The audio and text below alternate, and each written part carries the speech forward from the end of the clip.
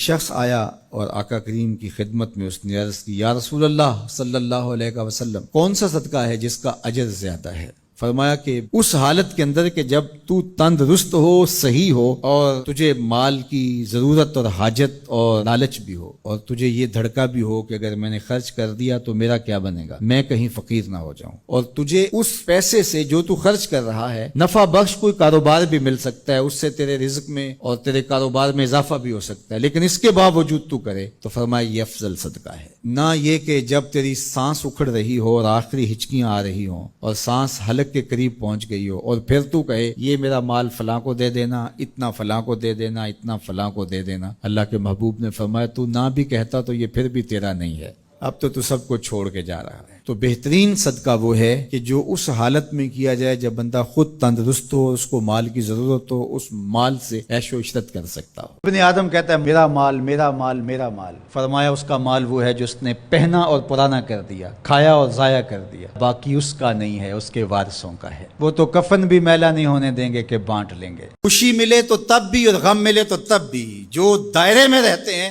وہی کامیاب اور بامراد ہے۔ ظفر اسے آدمی نہ جانیے چاہے جتنا بھی ہو صاحب فہم و ذکا، جسے عیش میں یاد خدا نہ رہی، جسے تیش میں خوف خدا نہ رہا۔ خوشی کا موقع ہو یا مرحلہ غم ہو، امتحان میں یہ دیکھا جاتا ہے کہ کون سرخرو اور کامیاب ہوتا ہے۔ تو یہ زندگی امتحان گاہ ہے، کبھی مال کی فراوانی امتحان، کبھی غربت امتحان، کبھی پھلوں کی کثرت امتحان، اور کبھی دو لقموں کے لیے بندہ ترستا ہے، یہ بھی امتحان۔ تو اللہ بندوں کا امتحان لیتا ہے، دے کر کے بھی اور لے کر کے بھی۔ جو اللہ کے بندے ہوتے ہیں وہ کبھی بھی اللہ کی رضا کے دائرے سے باہر نہیں نکلتے۔ ان کے دو ہی رنگ ہوتے ہیں، نہ ملے تو صبر کرتے ہیں، مل جائے تو شکر کرتے ہیں۔